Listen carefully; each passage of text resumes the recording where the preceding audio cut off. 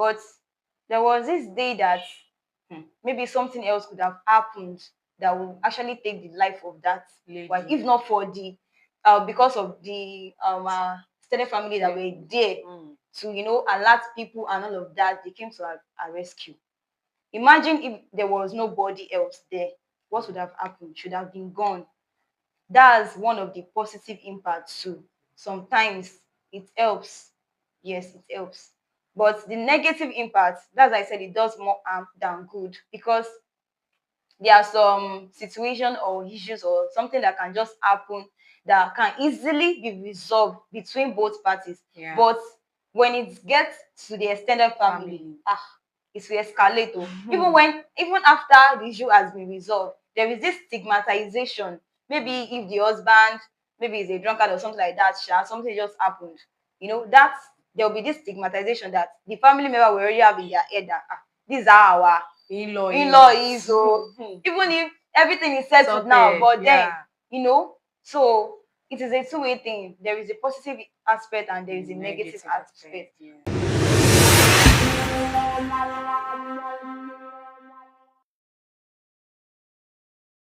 Yeah, once again, I am back like I never left. I am still here. My name is still Damola Adioamirat, and then you can always call me Dams. And this is Olaske TV, and the name of this program is Inside Life.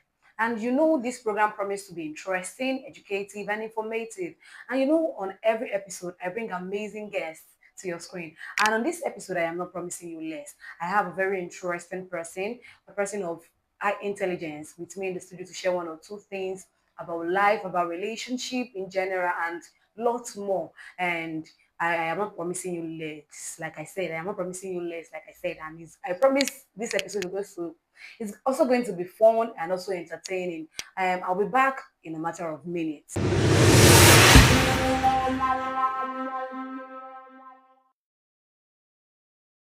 Yeah, welcome back everyone. And like I said the other time, this is still Olaske TV, and the name of this program is Inside Life. And I said the other time I have an amazing guest with me in the studio, who is going to be sharing one of two things with us. And then I have her here right beside me, and we don't know her name yet, and it will not be nice. Um, it will not be nice not introducing her to my audience. So I would like the us to like give us a brief description about herself. Okay, good afternoon, everyone. It's an honor to be here. It's my pleasure. So my name is Miracle Samuel, and I'm very happy to be here. Thank you so much. Like she said her name is Miss Miracle. Miraculously beautiful because you look so beautiful. Thank you. And also, thank you so much for honoring my invite. I might be little in the hand of people like her, but then she honored my invite. I really appreciate you. Thank you so much. It's my pleasure. Yeah, so I would now not to take much of our time and let's just go directly into what we have on our table. We would like to get to know you beyond your name. Like you said your name is Miracle, and then we know you are miracle, you are miraculous. So we want to know more about Miss Miracle. Okay. All right. Thank you. Like I said earlier, my name is Miracle, and I'm from Ondo State. Okay. Yeah, Ondo State, our local government area. Okay. Yeah, Nigeria. Okay. So then I was born in Ondo State. Okay. But I left Ondo State around 5 years with my aunt to Lagos State. So I lived with her till I got to maybe senior secondary school, SS1. Then I returned back to my state, finished my secondary school. Then I had my ND program there also. Okay. Yeah. That's So, national diploma, right? yes. Okay. In Ondo State. Then now I'm here in Abeokuta, Ojere. But it's nice. It's been nice so far, actually. Oh, Yeah. That's good to hear. From the little you just said now, I can imagine you moving from one state to another. And how has it been? Seriously. So what would you say, which of the states would you say you enjoyed more? Like, you said you've been to 3 different states, and I know there are different experiences. Would you like to share that experience with us? And then which one do you prefer to, like, okay, let me establish myself here. Which one of those states would you prefer? Okay. Earlier on I said I was just brought up there, but as little as a 5-year-old girl, That was when I left my state. Okay. So at that period, I really don't, I did not really associate with people in my state. So I kind of, at that period, grew up in Lagos with my aunts. And I would say Lagos State is a wonderful state, actually. It is a state for, there is no dolly movement. Okay. I actually enjoy, like, my stay in Lagos. Like, when I live there, I enjoy every bit, my friends, and I'm a kind of, should I say, I'm an introvert kind of, but then when I was in Lagos State, I was still able to, mingle with people. When you meet with friends, a lot of people, they will have to kind of, stir up your vibes. Yeah. You have to, also try to feel among and socialize. But Lagos is, has been wonderful. It has been wonderful. Then back to my state.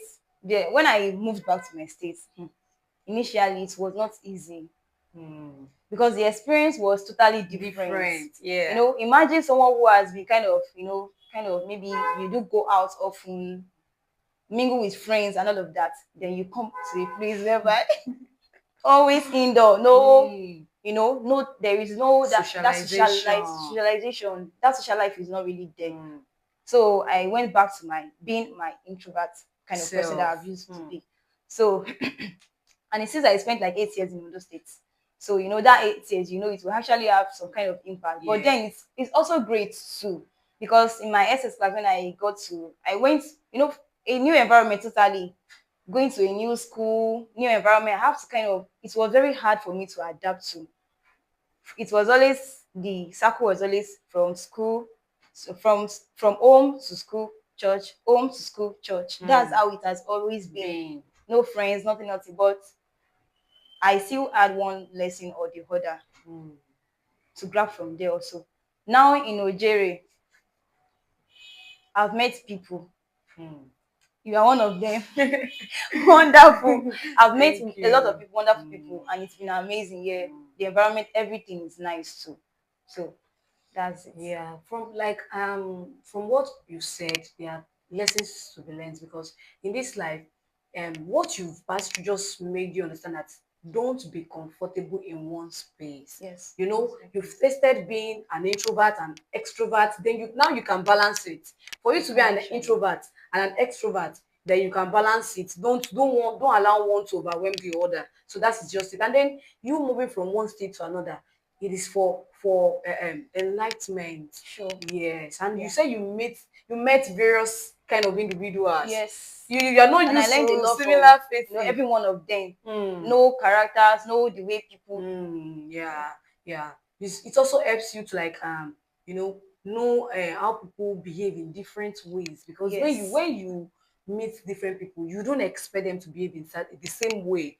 Sure, we are not all wired the same way. We are different. We have different personality. We come from different, home and backgrounds. We are brought up different ways. So when you meet with people, don't let your expectations to be high. Just expect anything because we are not from the same home and we are not wired the same way. So thank you so much. I really love that those words that you have used or even spoken because there are lessons to be learned and then there are some words of wisdom there.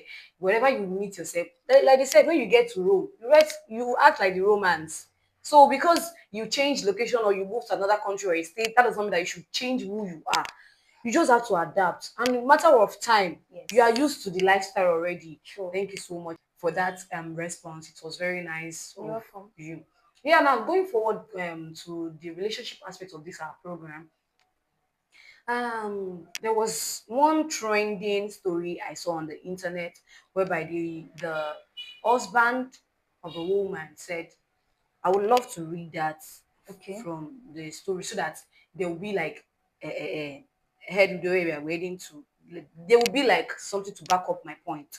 Yeah, so the person said, my wife refused to treat my mom. And the story goes this way. She said, good morning. Recently got married and my wife is a nurse. My mom and my niece had serious typhoid and malaria. And since they are living together with them, I told my wife to treat them. Just injection and tablets. And she told me she would not do for free, that I should pay. I paid her 5,000 naira on Thursday.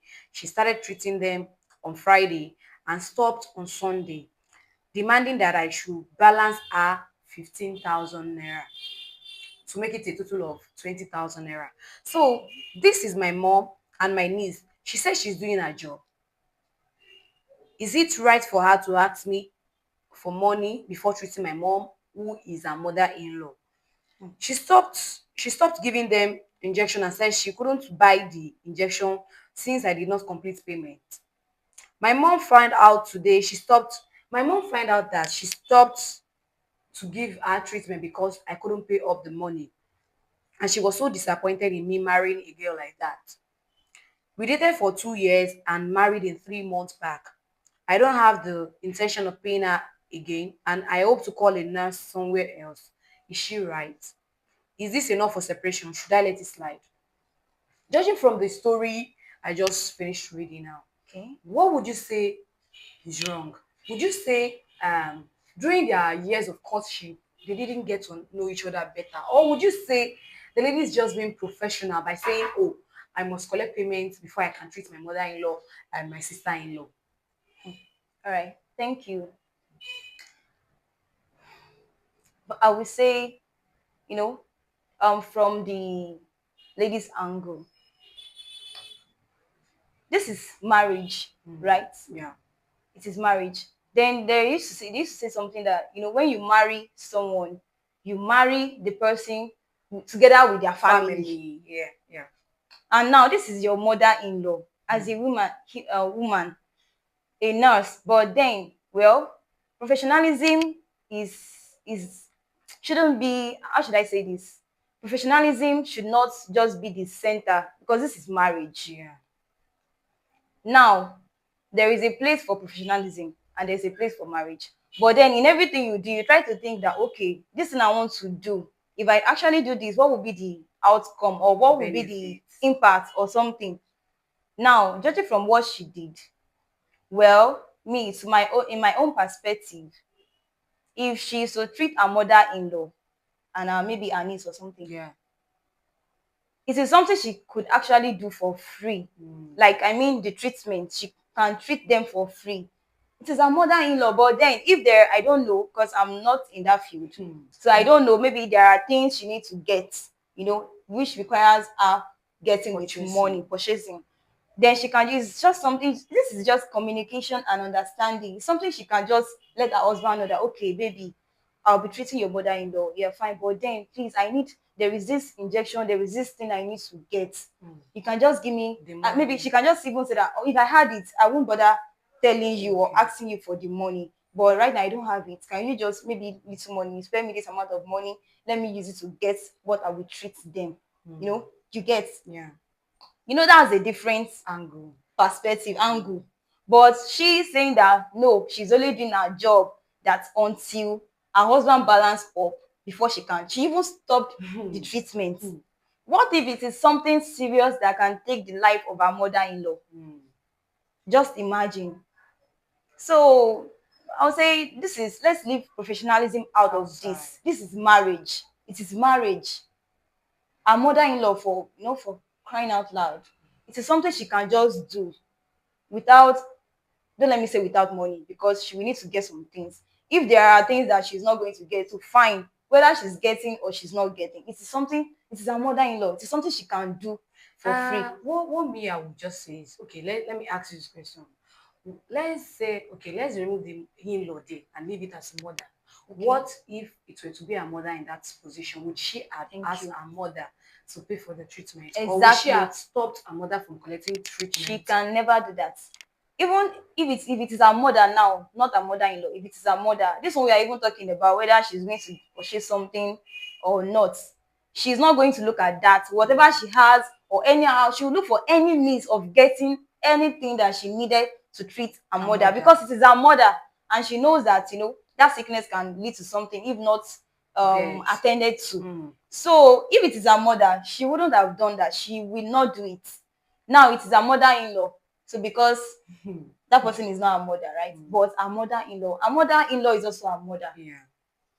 No matter the situation or the treatment she might be receiving from her mother, we don't know. But then it doesn't worth it for her to, bring in professionalism into marriage. There is a place of profession, there is a Yes, place place of for marriage. yeah.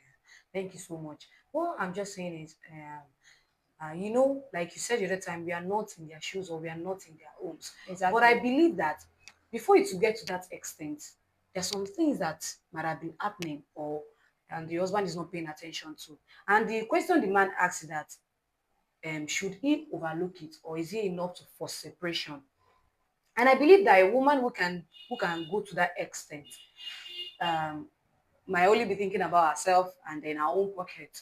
But I also don't want to judge her much because we don't know what is happening there. We don't know the kind of role that the mother-in-law is playing on their marriage. We don't know the kind of relationship between her and her spouse. And then also, the question I'm asking is, they said they dated for 2 good years. Before you decide to get married to a person, there will be things you notice. Is this person marriage worthy? Exactly. And also you know the character of this person. So would we say that The they man. ignore those red flags and then just said okay, let me give it a chance, and now it has gone to a point whereby one person is only considering their own benefits. Okay. um Talking about the aspect whereby maybe the man, because they've dated for 2 years before marriage, Yeah. maybe there are some of our characters that he did not kind of maybe give, you know, did not really pay attention to. Maybe she's the type that she loves money too much. I said too Too much much. because everybody Yeah, likes money, but yeah. it differs. The Yes. level differs. Maybe she's that kind of person that she doesn't joke With with her money. Maybe money. she cannot enhance. Maybe the guy did not really study her. But then there is this thing actually in relationship. Do you know that no matter how long, no matter the years you cut with your partner, you can never know everything about them. Hmm. Even in marriage, you get to marriage and wonder that this is not the same person that we've been dating for this Yes. year for years. Hmm. You be like, but this person was not like this now. While we are still on the Hmm. on the way, that's it. You cannot know everything about them, but we never can tell. Maybe she has been that kind of person, but the man is not paying attention. Now, from the mother-in-law perspective, area aspect also, I said something earlier on that we don't know the situation or the circumstances that surround Yeah, the uh, issue. the issue Yeah. and what she did. Hmm. We don't know if the mother-in-law has not been good to To her. her. Yeah. There are some mother-in-law that they don't really like their sons, yeah, Daughter-in-law. daughter-in-law. So we never can tell. We don't know what is actually happening. Maybe there have been issues on ground Mm. between the mother-in-law And and the the wife. daughter-in-law. Yes, which maybe either the husband is not taking note of Of. or not paying attention to the wife. Mm. So before she can go to that extent of because looking at it, it is kind of, it's not really, our decision was not that right. Mm. It's not right. It's not right. But we don't know what Surround the surrounds situation. the situation. So we never can tell. Thank you so much. Yeah. I want to ask one very important question. You Okay. know, marriages of nowadays, people will say me and my husband, extended families are not wanted. Mm-hmm. And you know, the way the world is going now, everybody just want to. Everybody, we have enough responsibility on our hands already, so don't add to our burden. That's what people believe now. My husband, and maybe when we start having children, we have formed our own extended nuclear Nuclear family. family. Nobody wants to bring in their extended family into the marriage because they believe that once extended family is involved in a marriage, the marriage is already coming to extended setting, not the nuclear one. So and people don't want that kind of marriage again. So I want to know your own perspective about it. Would you want a situation whereby for some of your family members or your husband's family members move in with you to stay with you guys? Mm. Okay, like you have said, it's a corny question indeed, but it's a two-way thing. The extended family of a thing has two impacts on marriages. Yeah. So there is the bad side, there is also the good side Yeah. too. But it seems that it does more harm than good to a lot of Mm. marriages. We have many broken homes now that it's resulted from extended family of a Yeah. thing. But because there are some times that there might be issues, you know, in marriages between the husband and the wife, but it can be settled just within themselves. But when there is an extended family, sometimes it can, that kind of issue can actually escalate. Yes.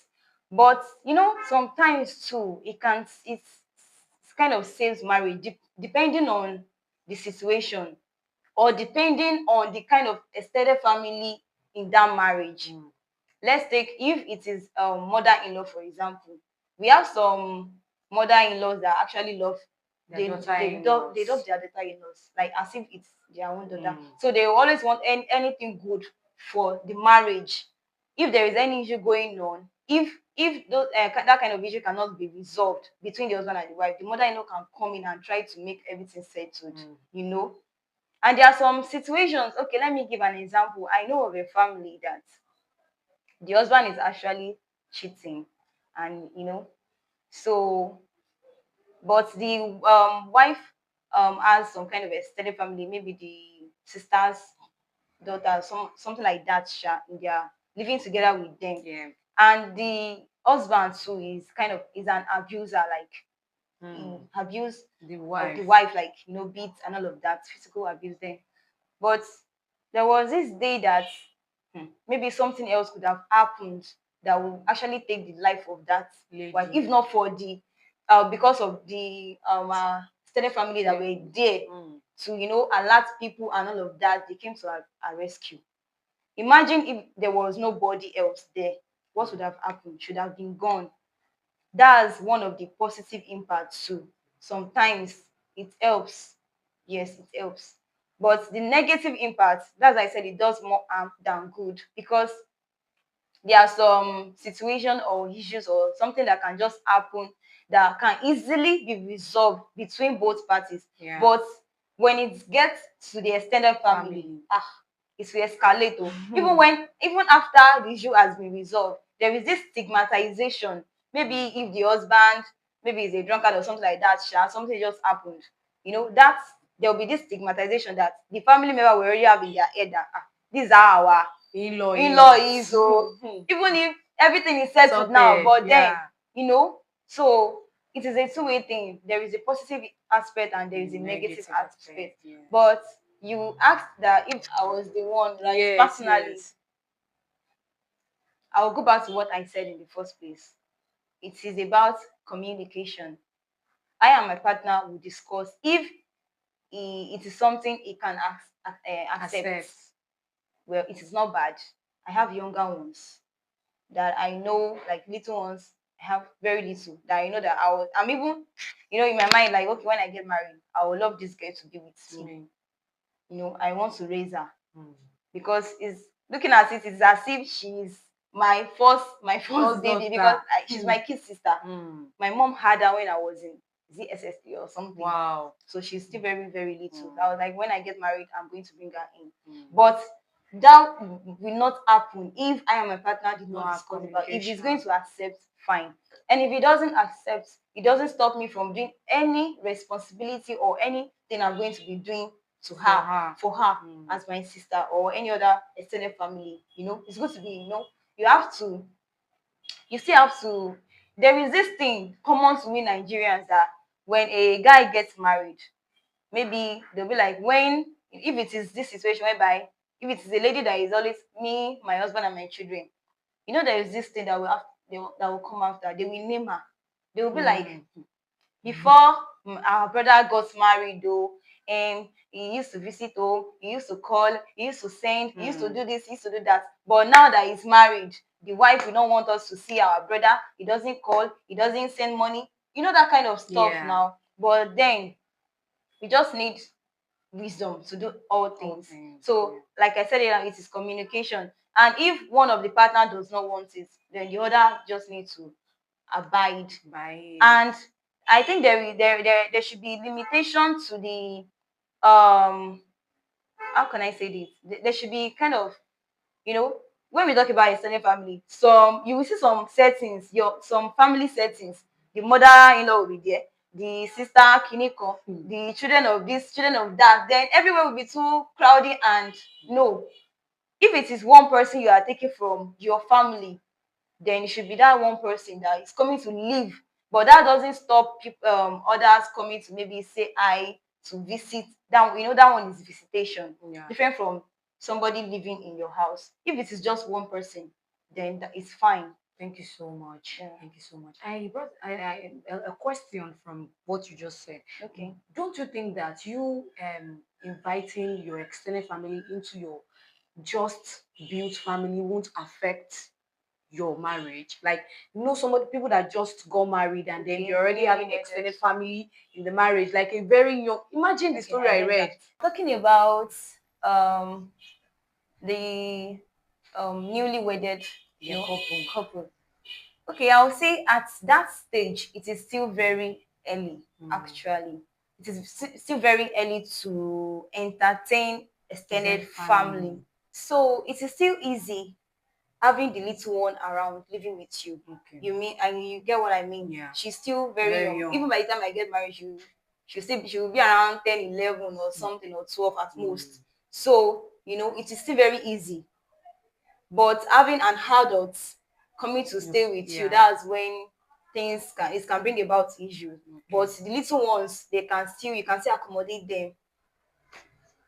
Thank you so much. Yeah. Thank you, because and like I said, it's another thing to bring someone into your family, and it's another thing for them to be portraying your family in another way. And when in-laws, maybe they don't even like that their in-law, maybe a sister-in-law does not like the wife, they will be painting this kind of image about her to their remaining family members. That's why some people just say, to avoid some certain stories, let them just me and my husband. Yeah. And you said communication. I have known something. I have also learned something about life, that you can only communicate to people. People tend to do what is in their mind.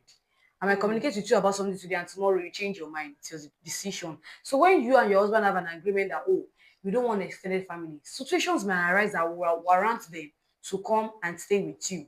And because life happens, but at the end of the day, let's just be able to compromise for one another. Whatsoever the situation is, let us try to like compromise for one another. But when it gets to a point whereby you cannot take it any longer, speak out. Sure. At the end of the day, let everybody go back to their homes. It's not a do or die affair. Let your mother go back to her house. My mother go back to your house. Let's face our own family. Because like I said earlier, I said we already have a lot on our plate for us to start adding extra to it. And now to conclude on this our topic. So what would you say you advise people when people who are in a relationship, or people who are already planning to get married? How would you advise them to like get to know one another before they can say, oh, this is the person I am finally settling with, and then those things that they need to take note of to avoid some issues of my wife this, my wife that, I shouldn't have ended up with this person and all that. Okay. I've been talking about communication, communication, communication. See, the place of communication cannot be overemphasized. Yeah. Whether you are right in your own words that you said, if you can communicate with somebody, let them know this, but then you can choose to do something else, what's in their mind. But Yeah. at least you let them know. No. They already know. Then when they do something outside of that, then they own the blame.